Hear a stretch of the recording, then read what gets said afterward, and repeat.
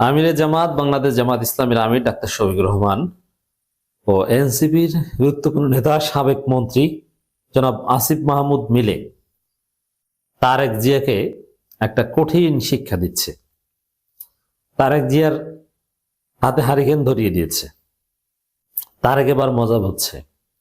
আসলে বিএনপির কপাল খারাপ, অন্যের জন্য যে গর্ত করে সেই গর্তে নিজেকে পড়তে হয়। একটা উদাহরণ দিই তাহলে বুঝবেন। তারেক জিয়ারই একই অবস্থা হয়েছে এবং এই গর্তের মধ্যে ধাক্কা দিয়ে ফেলে দিয়েছেন ডাক্তার শফিকুর রহমান এবং আসিফ মাহমুদ দুইজনে দুই হাত ধরে ধাক্কা দিয়ে গর্তের মধ্যে ফেলে দিয়েছে। বিষয়টা অনেকটা এরকম। দর্শক, বিএনপির ছাত্রীরা গুজববাজরা জিয়া বটফোর্সের লোকজন এআই দিয়ে ছবি বানিয়েছে যে সাদিক কায়েম এবং শরীফ ওসমান হাদির যে শুটার তারা দুইজনে চা খাচ্ছেন। এটা কি জন্য? যে জামাত এবং শিবিরের সুনাম ক্ষুণ্ণ করার জন্য, তাদেরকে বিতর্কিত করার জন্য, বা মির্জা আব্বাস যে খুনি এটা ধামাচাপা দেওয়ার জন্য এটা করেছে যে এটা সাদিক কায়েমরা জড়িত। সাদিক কায়েম নাকি ঢাকা ৮ আসনে প্রার্থী হতে চায়, এরকম একটা গুজব ছড়িয়েছিল। এটা মিথ্যা। এরকম একটা আলোচনা উঠেছিল, কিন্তু সাদিক কায়েম প্রার্থী হতে চান এটা সাদিক কায়েমের কোনো কথা ছিল না। কেউ জামাতের কেউ কেউ ভিতরে আলোচনা করেছিল, জাস্ট এতটুকু। এখন ওই ছবি দেখে রুল কবির রিজভী ওইটা সমাবেশে বলে ফেললেন যে সাদিক কায়েম এবং ওসমান হাদির শুটার চা খেয়েছে একসাথে, তার সাথে চা খাওয়া কেন? তাহলে জামাতকে বিতর্কিত করতে এআই দিয়ে ছবি বানালো ছাত্রী দল, আর সেই ফাঁদে পড়লো বিএনপি। তারপরে তো এক পর্যায়ে মাপ চাইতে হলো, নাকানি চুবানি খেয়ে ক্ষমা চাইতে হলো।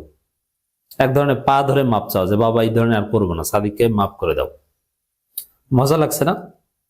নিজেদের গড়া করতে মানে নিজেদের খোরা গর্তে নিজেরা পড়েছেন। এইভাবেই তারেক রহমানের অবস্থা হচ্ছে সেম। তারেক রহমান একটা চরম আপত্তিকর কথা বলেছেন।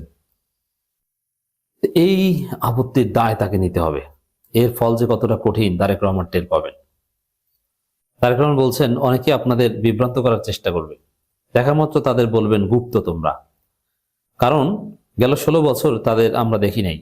5 আগস্ট যারা পালিয়ে গেছে তারা তাদের সাথে তলে তলে মিশেছিল। একজন নেতা যে কতটা নিকৃষ্ট হতে পারে, কতটা অসৎ হতে পারে, এত নিচে নামতে পারে, এটা তারেককে দেখলে আমি বুঝি।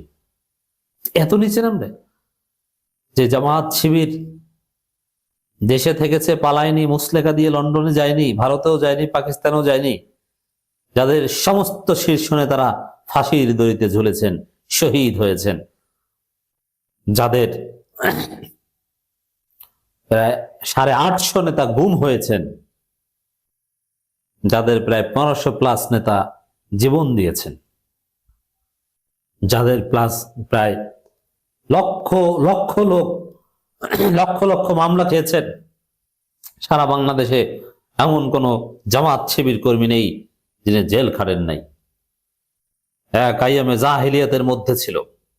কি ভয়ানক নৃশংসতা জামাতের উপর, শিবিরের উপর। তো সেইখানে এই পরিস্থিতিতে বলে যে এরা মাঠে ছিল না বাংলাদেশে, এবং বিএনপি নিজেরা প্রচার করতো জামাতের মাঠে থাকার খবর। জামাতকে ধন্যবাদ দিত তারেক রহমান নিজে হরতাল অবরোধ সফল করার জন্য। সেই মার্চ ফর ডেমোক্রেসিতে খালেদা জিয়ার আহ্বানে বিএনপির কেউ সাড়া দেয়নি, জামাত শিবির সাড়া দিয়ে মালিবাগের শিবির নেতা শহীদ হয়েছে।